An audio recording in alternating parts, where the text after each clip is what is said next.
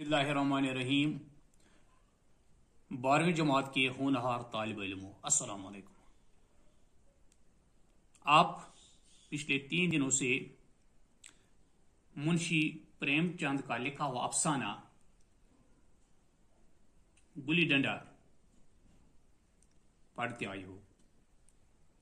आज इसी अफसाने का चौथा हिस्सा यानी आखिरी हिस्सा मैं पढ़ाने जा रहा हूं। मेरा आज का मौजू यही गुली डंडा का आखिरी हिस्सा है। आप अपनी किताब का सफ़ा नंबर 26 निकालिए और सुनिए। लग गई टन से बोली, मैंने अनजान बनने की कोशिश करते हुए कहा, तुमने लगते देखा, मैंने तो नहीं देखा। टन से बोली, है सरकार। और जो किसी ऐंठ से लग गई हो, मेरे मुंह से यह फुकरा कैसे निकल गया, इस पर मुझे तो हैरत है। इस सच्चाई को जुटलाना वैसा ही था जैसे दिन को रात कहना। हम दोनों ने गुली डंडे में जोर से लगते देखा, लेकिन गया ने मेरा कहना मान लिया। हाँ, सरकार किसी ऐंठ में लग गई होगी। डंडे में लगती तो इतनी आवाज ना आती। मैंने फिर पदाना शुरू किया, लेकिन इस कदर साफ और सरिया धोखा देने के बाद गया की सादगी पर मुझे रहम आने लगा। इसलिए जब तीसरी बार गुली डंडे में लगी तो मैंने बड़ी फराख दिली से दाव देना तय कर लिया। गया ने कहा, अब तो अंधेरा हो गया है, भैया कल पर रखो। मैंने सोचा कल बहुत सा वक्त होगा, ये न जाने कितनी देर पद आए, इसलिए इस वक्त मामला साफ कर लेना अच्छा होगा। नहीं, बहुत उजाला है, तुम अपना दावू ले लो, गुली सूझेगी नहीं। कुछ परवाह नहीं, गया ने पदाना शुरू किया, लेकिन अब इसे बिल्कुल मशक न थी। इसने दोबारा टल लगाने का इरादा किया, लेकिन दोनों ही बार वो चूक गया। 1 मिनट से कम में वो अपना दावू पर पूरा कर चुका था। बेचारा घंटा भर पदा, लेकिन 1 मिनट में अपना दावू खो बैठा। मैंने अपने दिल की वसत का सबूत दिया, एक दावू और ले लो, तुम पहले ही हाथ में हार गए। नहीं भैया, अब अंधेरा हो गया है, तुम्हारी मशक छूट गई, कभी खेलते नहीं हो। खेलने का वक्त ही नहीं मिलता भैया। हम दोनों मोटर में जा बैठे और चिराग जलते जलते पड़ाव पर जा पहुंचे। गया चलते चलते बोला, कल यहां गुली डंडा होगा, सभी पुराने खिलाड़ी खेलेंगे, तुम भी आओगे जब तुम्हें फुर्सत हो। सभी खिलाड़ियों को बुला लूंगा। मैंने शाम का वक्त दिया और दूसरे दिन मैच देखने को गया। कोई 10 आदमियों की मंडली थी।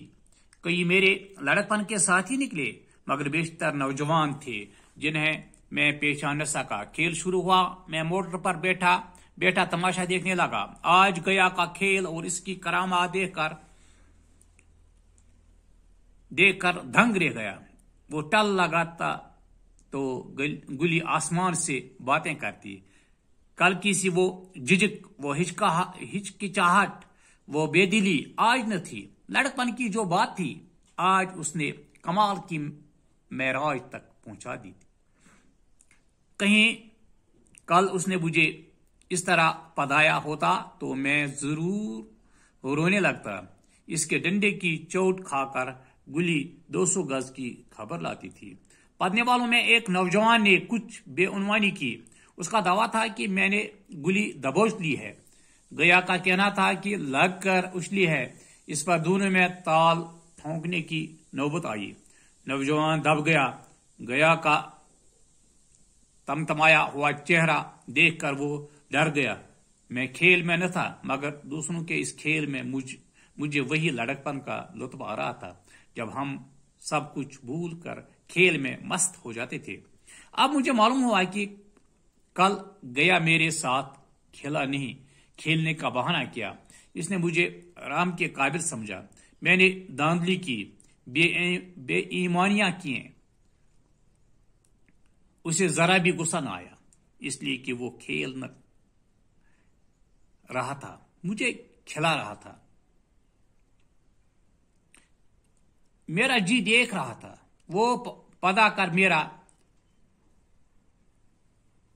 کچومر نکالنا نہیں چاہتا تھا۔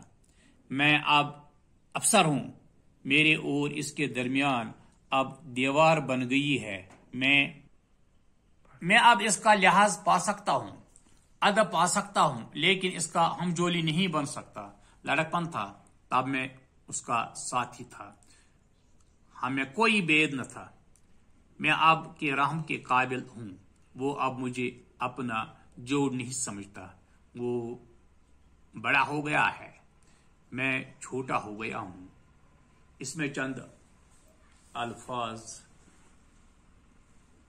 کے معنی اس طرح ہے: کرامات، کارنامے، حیرت زدہ کر دینے والے کام، فراخ دلی، بڑا دل ہونا، کھلے دل سے، ہچکچاہٹ، جھجک، کوئی کام کرنے سے شرم محسوس کرنا، معراج، عروج پر، اونچا درجہ، کمال کو پہنچنا۔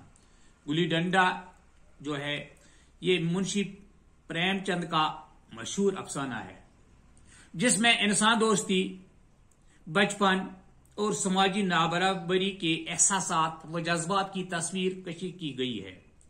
اس افسانے میں مصنف نے اپنی دیسی کھیل کی تعریف کرتے ہوئے اس سے دوسرے انگریزی کھیلوں کی صف میں برابری کی جگہ دیتے ہیں، جس پر کوئی خرچ نہیں آتا اور کھلاڑیوں کی ایک بڑی فوج کی کوئی ضرورت نہیں ہوتی اور وسیع میدان کی ضرورت بھی نہیں ہوتی ہے۔ اس طرح سے میرا آج کا موضوع مکمل ہو جاتا ہے۔ وما علینا الا البلاغ۔